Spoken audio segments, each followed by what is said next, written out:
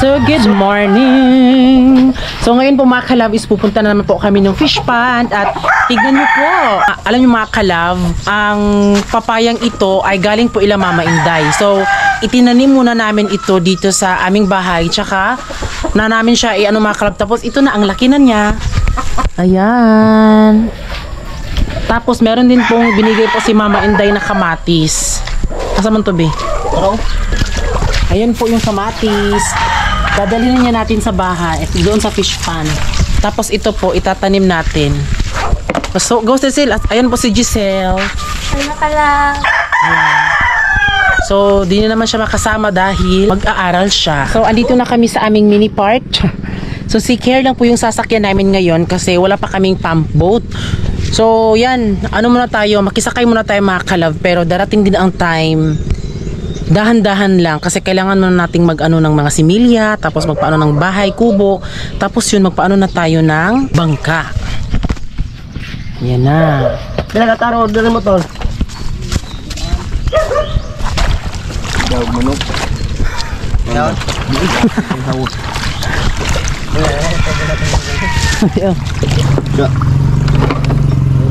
Big subak. Bako, hangan mo na. Kinasakay na kay. Okay, oy. Subang diri dong.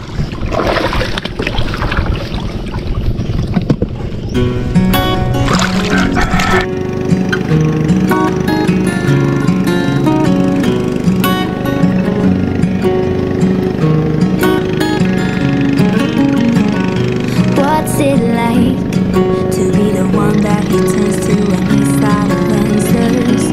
What's it like to be the one that he comes to when he wants to dance? And I wonder what's that like?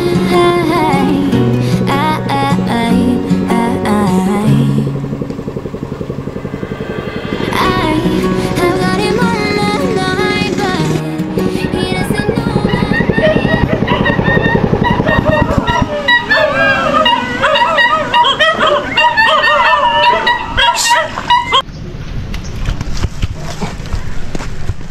So, andito na kami sa dating fish pond.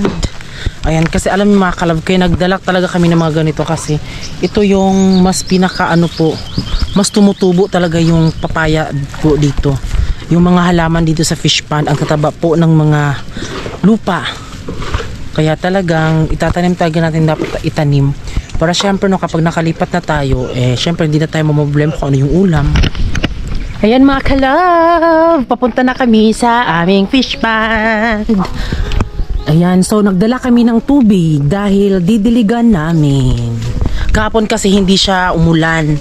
Ayan, pero alam nyo mga kalab, sobrang bongga po ng dito. Diba fish pond kasi tahimik, mas ang sarap sa pakiramdam, paparampampam. Pero yung problema dito is walang kuryente tapos wala ding tubig. So soon, pagpalain na naman tayo mga kalab, na pag-isipan namin ni Francis na bumili na lang ng baril ba or drum para syempre kapag umuulan lalagyan siya ng yung may mga kalab para makakuha tayo ng tubig ha. Subukan ng baril mo. Ano sabi di ay? Meaning ng baril. Yung disclaimer po, yung baril po dito is yung tawag po dito sa Bisaya bino. Baril yung tawag dito sa po, pero yung kung tawagin po ay drum, pero tawag dito sa sa Bisaya is baril. Kung sa Bisaya pa ba, yun yung tawag dito, like kunwari sasabihin magpalitog ka ng baril okay para kuan ka ng sudan og tubig ba, same lang din yan sa, di ba may nagsasabi na doon namin yung Bombay is kasi yung kasi yung sibuyas kasi sa Tagalog, tapos yung tawag dito sa sibuyas sa Bisaya is Bombay. Natawa ako doon kasi may nagsabi na may doon namin yung mga Bombay, hindi po. Yung tawag po talaga is Bombay sa Bisaya. Yun, kaya ganun din. Tapos yung sa naman, sa bigas naman, yung tawag dito sa amin in English pimple, sa Tagalog tigyawat. Tapos dito naman sa Bisaya ang tawag ay bugas. So kung namin sa bugas, ang Tagalog sa bugas is bigas. Kaya nasabi ko doon na may mga bigas na ako ganyan. Kasi ang tawag dito sa Bisaya bugas. Kung meron kang tigyawat sa Bisaya ba, yun, at least diba nalaman nyo na. So ayan, ito na tayo sa ating area.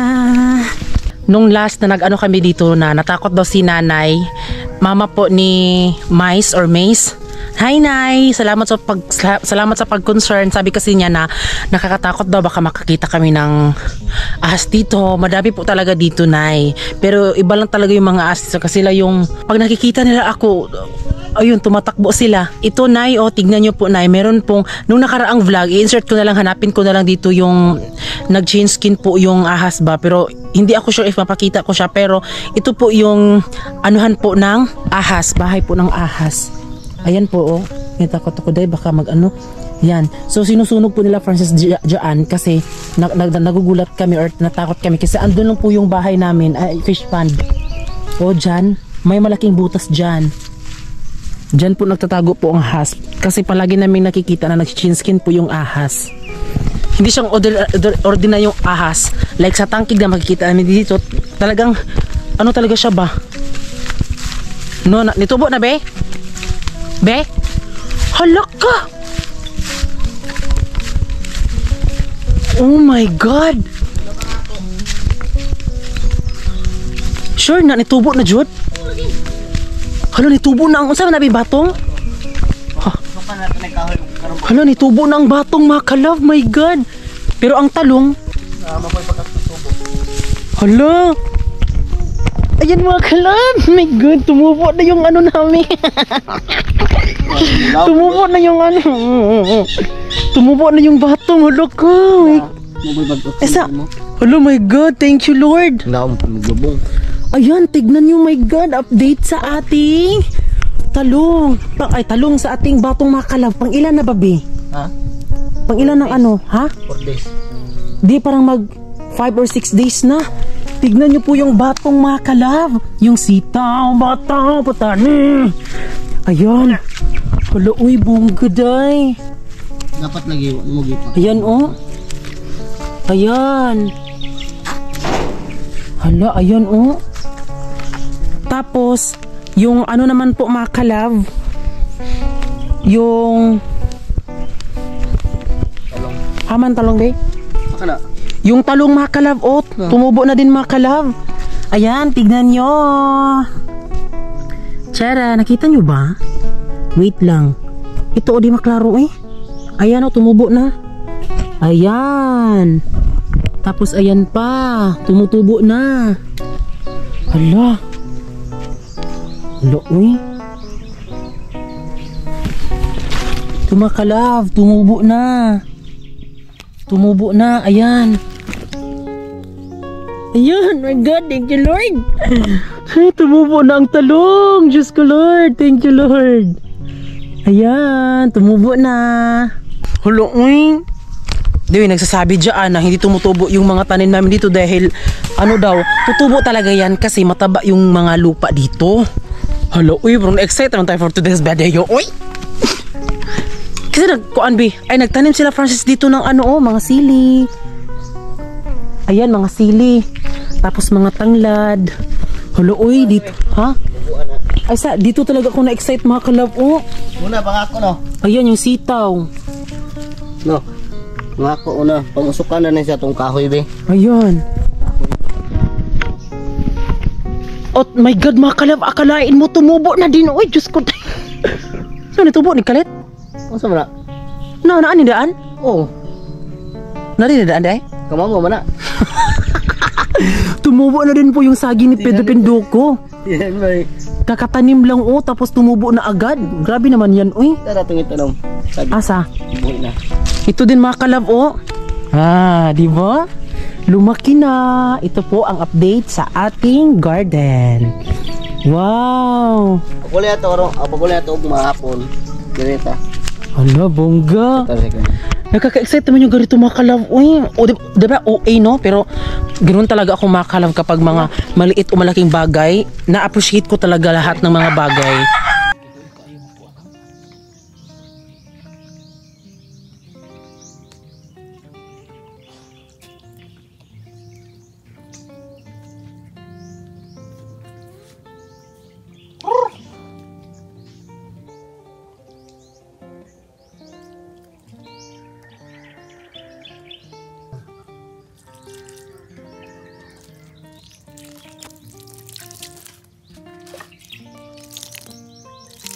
Oo.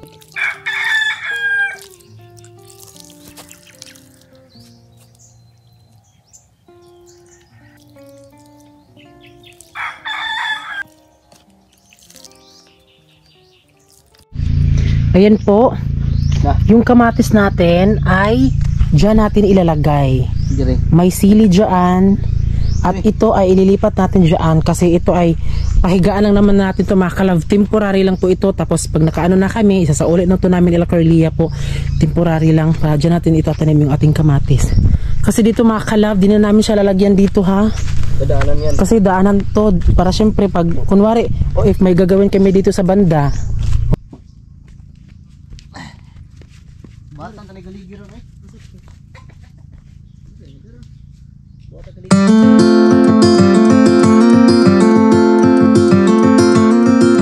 I've been running.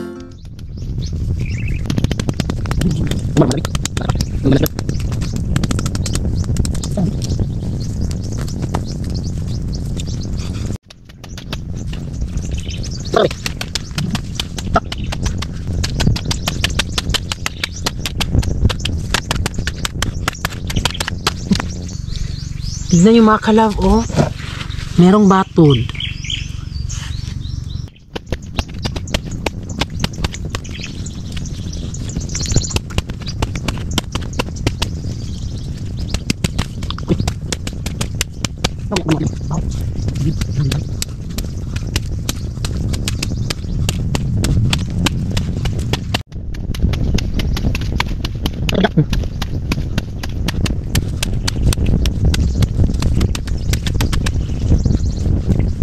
May nabasa ako doon sa comment na bakit daw gawing farm daw ang fish pond. Dapat daw fish pond lang daw. Actually, ang rason din naman po kaya kami gumawa ng farm. Hindi naman yung farm na may madaming mga hayop, ganyan. Syempre, kailangan ang ibig naming sabihin, mini farm lang kumbaga. Kasi dito mga kalav, kapag nasa fish pond ka, ang sarap kainin yung mga gulay. Lalo na kapag nag-harvest, kunwari nakakuha kami ng mga alimango or mga tilapia, ganyan, sugpo. Ang sarap niyan magkilaw. So, mahilig kami sa mga madaming sangkap. Kaya, naglagay kami. Ganun lang naman po yung mga ano namin. Like sa kamatis, si Francis mahilig sa kamatis. Sa talong, magtortang talong. 'Di ba sa sili, mahilig kami sa pag mag-ano ng mga, may mga sili. Maanghang. Tapos meron pa kaming papaya dyan na inaano, ang papaya pwedeng lagyan ng mga tulya, di ba? Dahil alam naman talaga natin na sobrang mahal na po ng mga bilihin, so at least tayo na naglalagay dito. So syempre, bibili pa ba tayo o meron na tayong sariling aanihin habang hindi pa natapos yung fish pond talaga namin kasi di pa kami napag-ano ng bahay namin dito. So ayun, habang wala mo ng mga ganyan, so ito 'di ba, at least 'di ba, baka siguro pag nakaano na tayo tapos gusto nating magulay, meron na tayong kukunin ng mga ulam, 'di ba? Oh, 'di ba? So ganyan lang kayang atake. Iwag na pud di. Yan na.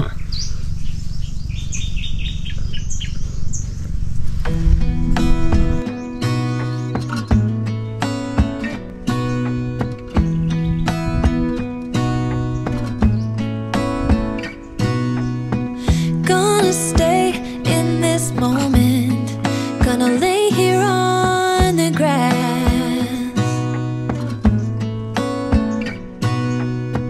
I don't need to feel lonely.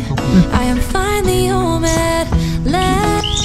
Ngayon ay didiligan natin.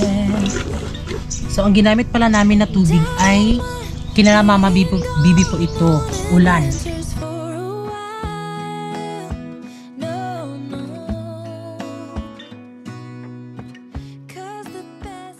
Bahay kubo kahit munti ang halaman doon ay sari-sari, singkamas at talong, sigarilyas at mani, sitaw, bataw, patali, kundol, patula, upot, kalabasa, at saka mayroon pang labanos, mustasa, sibuyas, kamatis, bawang at luya.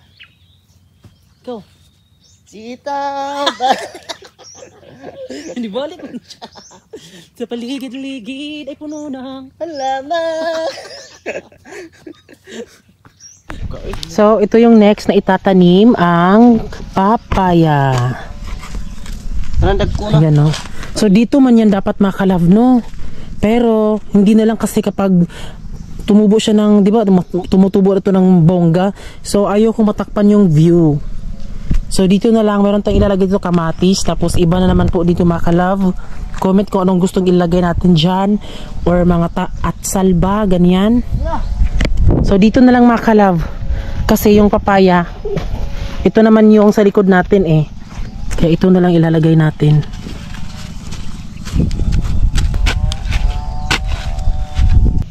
Itinabi namin sa sa may saging. Dito man sana to, pero di lang muna dito kasi meron din po tayong ilalagay dito na mga gulay din. So, yun na naman talaga yung purpose po. May ilang tayo ilalagay. Tapos, ito yung iano natin sa bahay natin mga ka-love. Ayan, dito. Nagtanim talaga kami dito kasi malayo po. Kung maglakad ka po, nasa mga 15 to 20 mga 15 minutes kung ka maglakad. Pero pag si Francis, so mga 5 minutes nakaano na yan doon. Pero ako na medyo mahina maglakad, so magtanim talaga para hindi na kami magbili-bili dito, diba?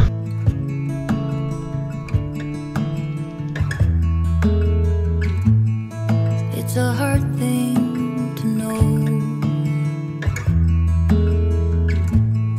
that your soul will stay hollow. Even if I know that nothing lasts forever, it's not easy to let go. Can you love me again? Can things ever be? I know how much we had. I've always been so glad to be with you through the years. It's better every day.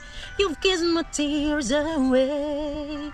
As long as it's okay, I'll stay with you through the years. So ngayon mga kalab, may binigay po ni Kier mga kalab na katre mga kalab. So ngayon ay gagamitin muna namin to para gagawing katre mga kalab at lalagyan namin ng mga paa.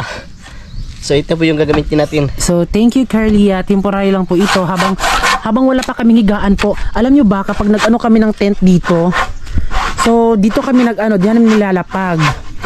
So ito temporary lang, so gawa muna kami ng higaan dito mga kalab, no, para syempre like kunwari po mga kalab, kung pupunta kami dito o mag-ano ng tent dyan, napakainit, diba? So ito lang muna, ayan,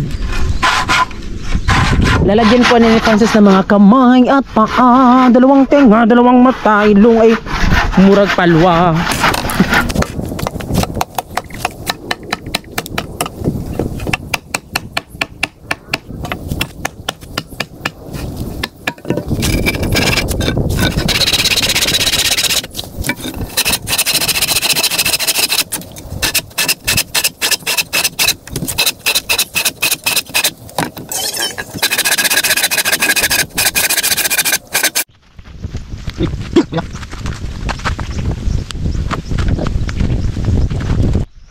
Ayo bu ha.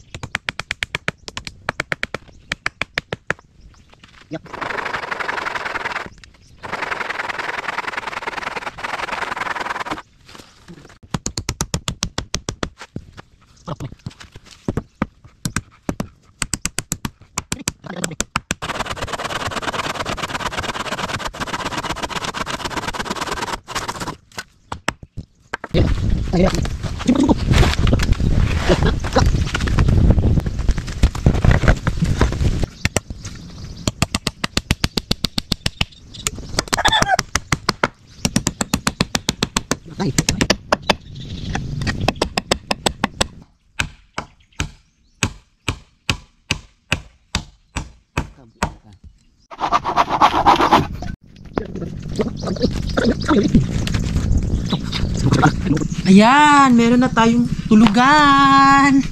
Ayan, tignan nyo mga kalab. Ay, sino ka dyan? Para lang pong lamesa no kung saan tayo kakain dyan. Ano ba yan, gawin na natin yung tulugan tapos kainan. Wow, meron na.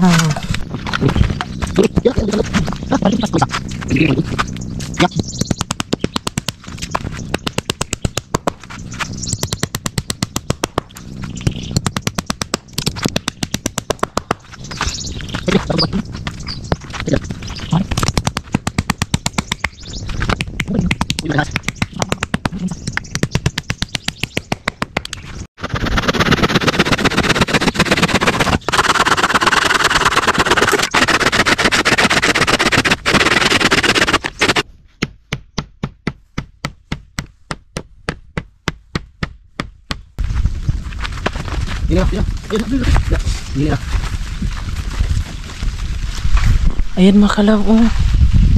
Mahigaan na tayo. Ito lang muna mga kalab. Siyempre kapag natulog, detso lang po dyan sa may fish pond. Agay ka! Kuliray! Okay. Ayan, umuulan na po. Nadiligan po yung ating mga halaman. Hindi ba? Nadidiligan sila kasi umulan.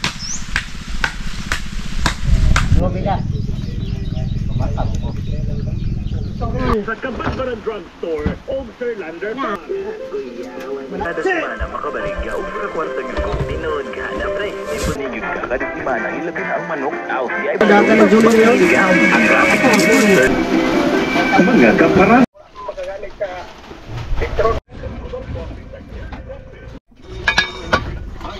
Certified world class quality. Alam naman, oh. Bagungon, puso, tulya at crabs.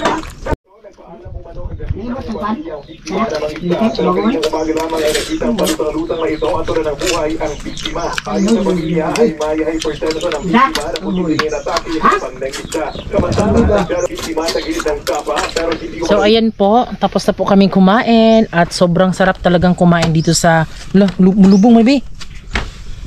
Oh, niwi. Sa fish pond.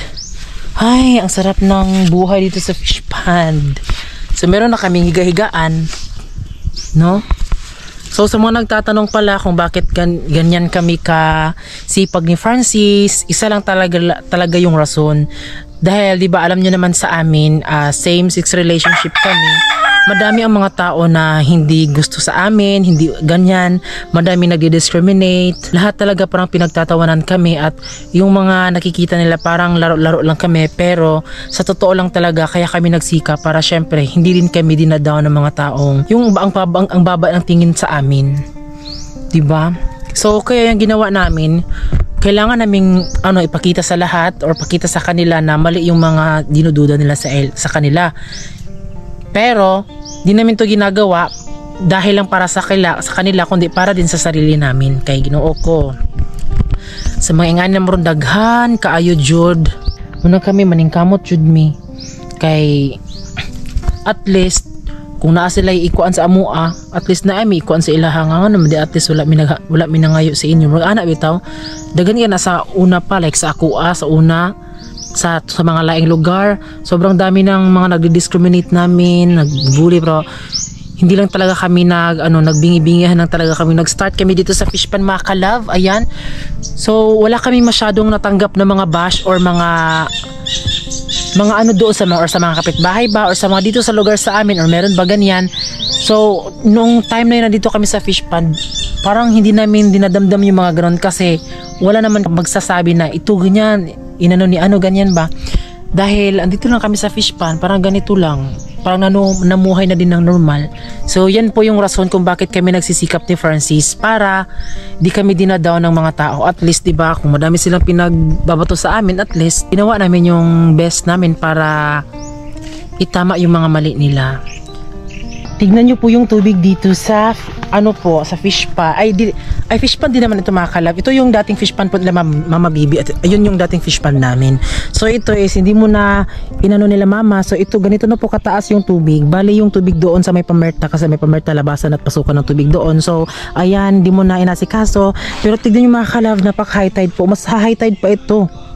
Ayun, ma-high tide ang tubig. Kaya kami napapasok talaga kami ng tubig doon sa fish pond. Mga ka-love, nakaka-in-love ang buhay dito sa fish pond, promise. Alam mo na hindi ako masyadong kumakain talaga. Talagang mapapasarap ang kain mo dito kasi basta hindi mo ma-explain kung gaano ka, hindi ito for the content lang or ganyan. Mas talaga legit po yung nararamdaman ko talaga pag andito sa fish pond. Alam mo yung parang safe ka, malayo ka sa mga disgrasya, ganun ba? Parang ang hirap i-explain pero alam ko na-feel yung na-feel ko, no? Kaya ayun, ay my god, sobrang sarap ng fish pond. The nature is giving. Ay, wala kang maririnig kahit ano, walang chismosa, marites. Yan, kung ano yung gawin mo dito, go with the flow lang talaga dyan. So ayun po, natutulog po si Francis. Diyos ko, day. Ganyan lang ang buhay namin dito. Tapos mag-aano ng radyo. Hindi pwedeng hindi dalhin yung kanyang manok kasi stress reliever niya yan. Ayan. So, kapag kumilo si Francis, maano siya dyan, mapunta siya sa tubig. O, may klase, Sel?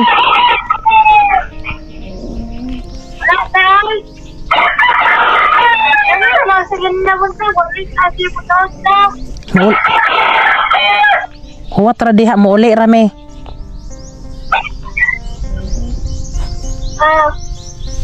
Ayan po si Giselle, nakauwi na po siya.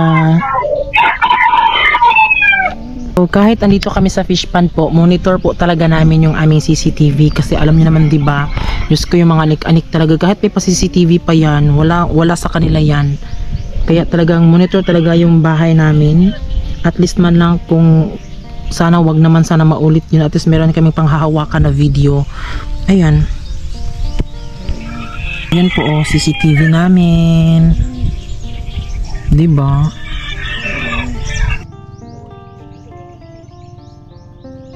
Ayan, gising na si baby ko. May talaga yung tulog dito, makalab, walang mang disturbo. Tulog na tulog ka lang. Tapos yung paggising mo, hanggang doon tumingin ka sa mga fish pond mo, mga alaga. Hindi, tidribin ako kanang isa ka tanawan ba? Alam niyo mga ka-love, pangarap namin to ni Francis noon, Hana. Sa bandang doon kasi, kapag nag-ano kami ng ano namin, kailangan pa namin pumunta doon para makita kung sino yung mga tao na pumupunta para ma-monitor. Pero dito mga ka-love, ayan, tignan nyo. Isang tingin mo lang, mamamonitor mo na yung kanyang fish pond. Ayan. Diba? Tcharan!